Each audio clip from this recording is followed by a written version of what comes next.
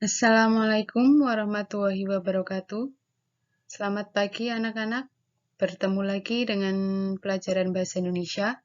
Pada pertemuan kali ini, kita akan membahas tentang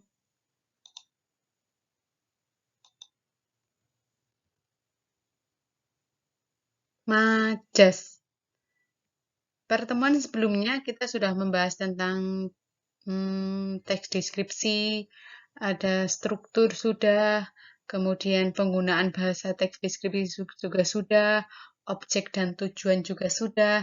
Nah, sekarang kita beralih kepada materi majas.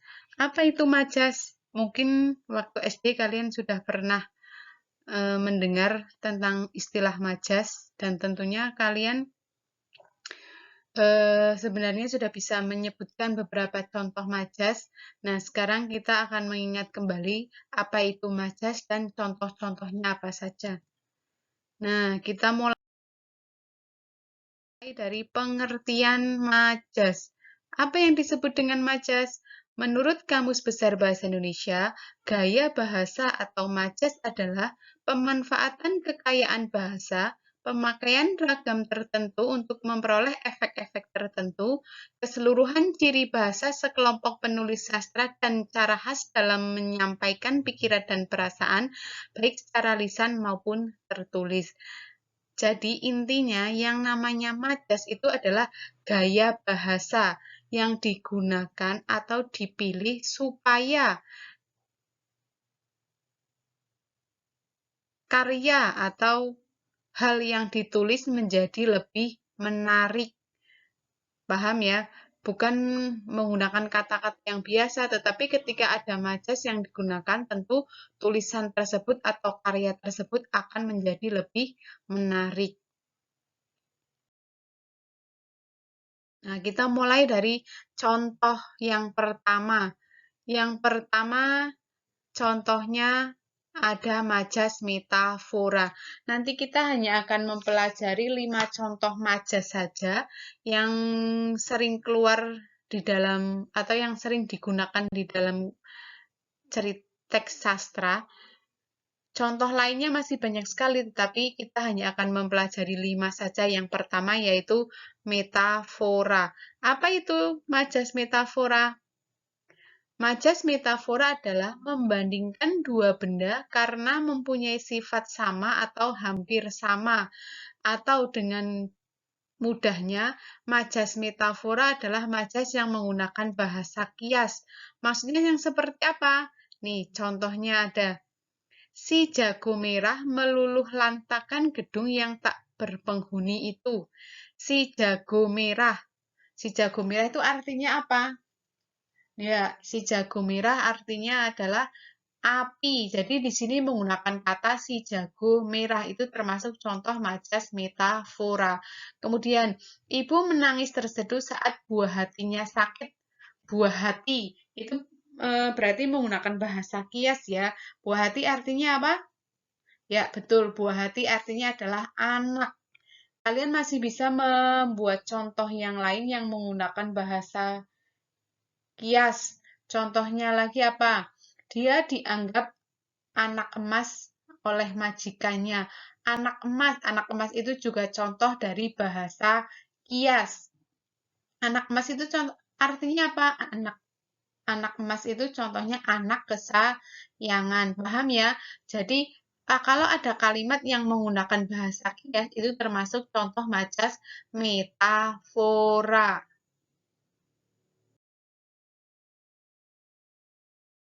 Yang kedua, majas personifikasi. Apa itu majas personifikasi? Majas personifikasi adalah majas yang menganggap benda-benda tak bernyawa seolah-olah mempunyai sifat seperti manusia. Ingat, di sini ada benda-benda tak bernyawa seolah-olah mempunyai sifat seperti manusia. Contohnya seperti apa? Yang pertama, badai mengamuk dan merobohkan rumah penduduk. Yang namanya badai itu sebenarnya tidak bisa mengamuk. Yang bisa mengamuk dan merobohkan itu hanya manusia. Jadi kalau ada kalimat badai mengamuk dan merobohkan rumah penduduk itu menggunakan majas personifikasi karena benda-benda tak bernyawa mempunyai sifat seperti manusia. Yang kedua, peluit wasit terdengar menjerit panjang, tanda berakhirnya pertandingan. Menjerit, yang namanya peluit itu tidak bisa menjerit, yang bisa menjerit itu manusia. Jadi ini termasuk majas personifikasi. Contoh lainnya apa? Ombak berkejar-kejaran di tepi pantai. Nah, itu juga contoh majas personifikasi. Yang namanya ombak itu tidak bisa berkejar-kejaran, yang bisa berkejar-kejaran itu hanya manusia. Contoh yang lainnya lagi, kalian bisa daun itu melambai-lambai menyambut kedatanganku. Melambai-lambai, yang hanya bisa melambai-lambai itu manusia. Jadi ketika ada kalimat seperti itu termasuk menggunakan majas personifikasi. Paham ya? Selanjutnya, contoh berikutnya yang ketiga, yaitu majas hiperbola. Apa itu majas hiperbola? Pernyataan berlebihan dari kenyataannya atau melebih-lebihkan. Jadi yang namanya majas hiperbola itu majas yang melebih-lebihkan. Contohnya seperti apa? Nih, contohnya suaranya menggelegar membelah angkasa. Yang namanya suara itu tidak mungkin sampai membelah angkasa. Ini namanya melebih-lebihkan. Kemudian, tangisannya memecahkan gendang telingaku. Sekeras apapun tangisan, sepertinya tidak akan bisa memecahkan gendang telinga. Ini hanya melebih-lebihkan. Contoh yang lain, tubuhnya tinggal kulit membalut tulang. Itu hiperbola, melebih-lebihkan. Kemudian bisa lagi, apa coba silahkan kalian membuat contoh yang lain. Yang melebih-lebihkan. Wajah ibuku secantik bulan purnama.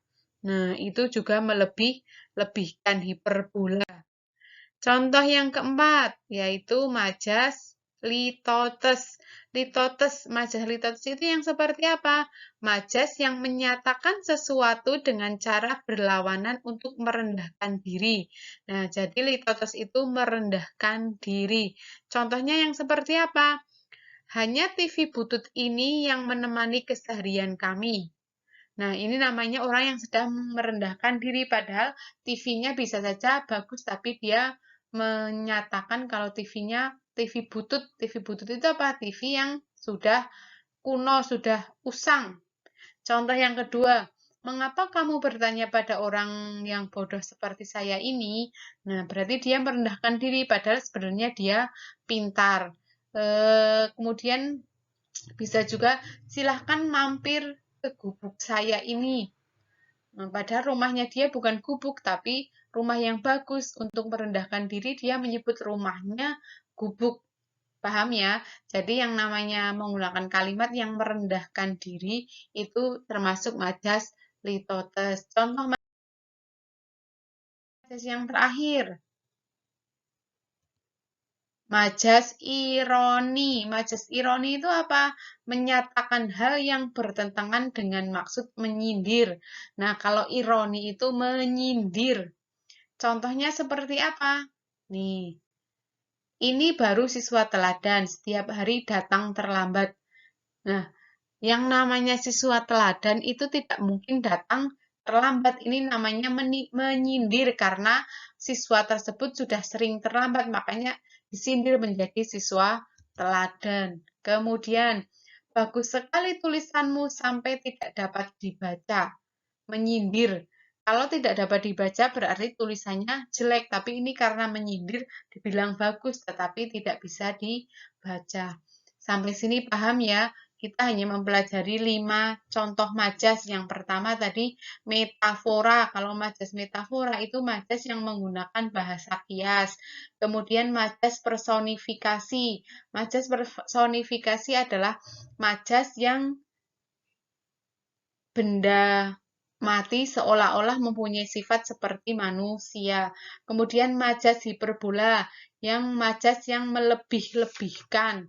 Kemudian majas litotes, merendahkan diri. Kemudian yang terakhir adalah majas ironi, yaitu menyatakan hal yang bertentangan dengan maksud menyindir. Paham ya?